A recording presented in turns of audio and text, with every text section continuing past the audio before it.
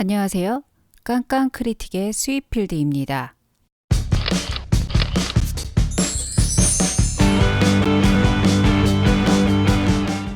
오늘은 책 한 권을 소개해 드리고자 합니다.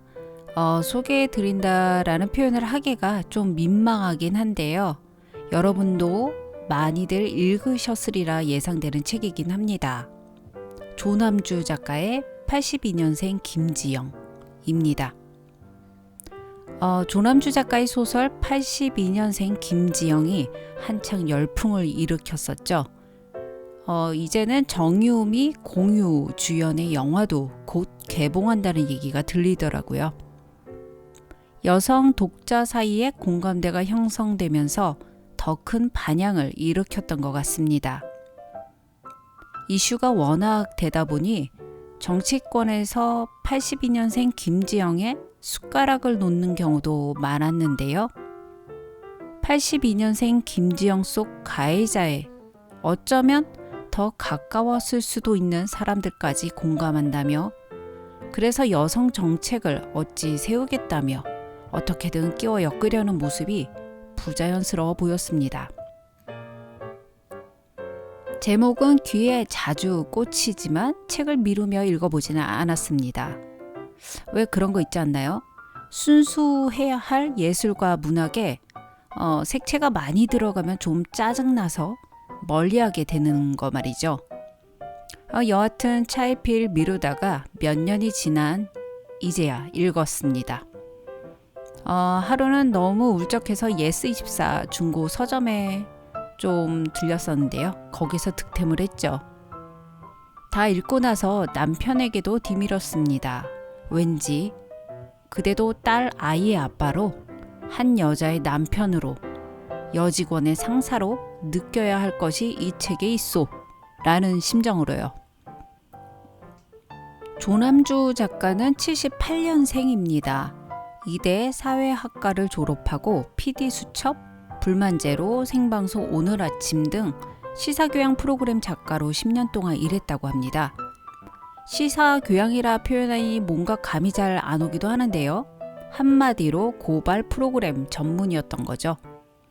그의 문체가 말해주고 있습니다. 객관적 데이터를 대동하며 건조한 문체로 사회상을 적나라하게 고발하고 있습니다. 역시 사람은 하던 일을 못 버린다라는 말이 떠오르는데요.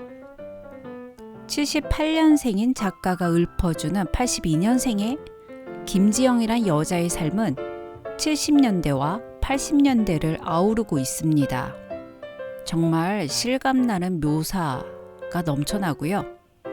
옛 일들을 강제로 소환시켜 줍니다. 열받게 실이 너무나 생생하게 말이죠. 책을 읽으며 각성이 일어납니다. 아하, 내가 이렇게 살고 있었구나.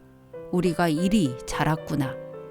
이런 차별과 억압을 받으며 반항하지 못했구나. 이렇게 기울어진 세상이었구나 하면서 말이죠.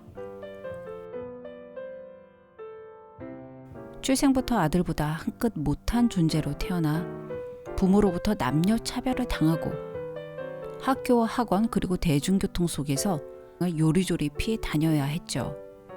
사회에서는 남자에게 밀리지 않으려 안간힘 쓰다가 결혼과 동시에 한방 훅을 맞더니 출산과 함께 KO 당합니다. 그리고 위로랍시고 사회는 특정 네이밍을 부여합니다. 사회적으로는 경단녀, 개인적으로는 집에서 놀고 먹는 여자로 가치를 하락시킵니다. 결혼한 여자가, 그것도 아이를 낳은 여자가, 집에서 하는 노동과 육아는 당최 페이를 논하기조차 어렵습니다. 노동의 대가가 은행 계좌를 통하지 않고서는 인정받기 어렵죠. 김지영은 과부하가 걸립니다. 소심했지만 꿈이 있었던 소녀였기에 일의 즐거움을 느꼈던 여성이었기에. 눈은 퀭해지고 살면서 한마디 못했던 그가 고장나고 맙니다. 끝까지 자신의 입으로 말하지 못하고 엄마의 입을 빌려, 죽은 여자 선배의 입을 빌려 자신의 고통을 호소합니다. 사실 이게 첫 장면입니다. 첫 장면이 워낙 세서 책을 한번 잡으면 놓질 못합니다. 그 다음 얘기가 너무너무 궁금하더라고요. 그런데 마지막 장면 또한 너무나도 현실적입니다. 작가는 막연한 희망을 보여주진 않았습니다. 끝까지 건조한 고발입니다.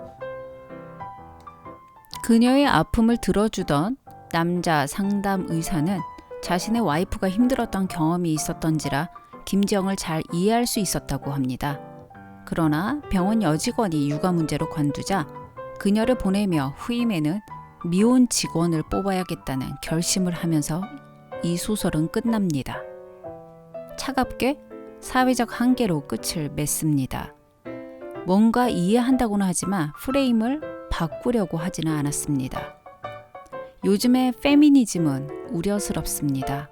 과연 페미니즘이라 할 수 있을까 싶을 정도로 과격한데요. 아마도 스프링 효과일 수도 있겠다라는 생각이 듭니다.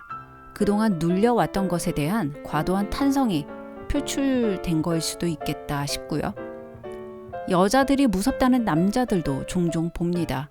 여자 무서워서 어디 아들 키울 수 있겠냐는 소리도 하죠.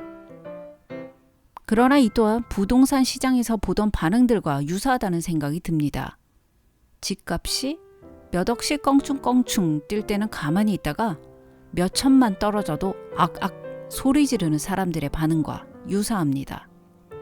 그동안 남자들이 누려오던 기득권을 여자들이 따지고 나누자 하면 유난히 괴성을 지르는 것 같습니다. 살아오던 방식이 아니기 때문이죠. 그러나 아프더라도 조금 불편하더라도 인간이 존중받고 균등한 기회 속에서 성장하며 사회에 기여할 수 있는 세상이 남녀 모두에게 주어졌으면 좋겠습니다.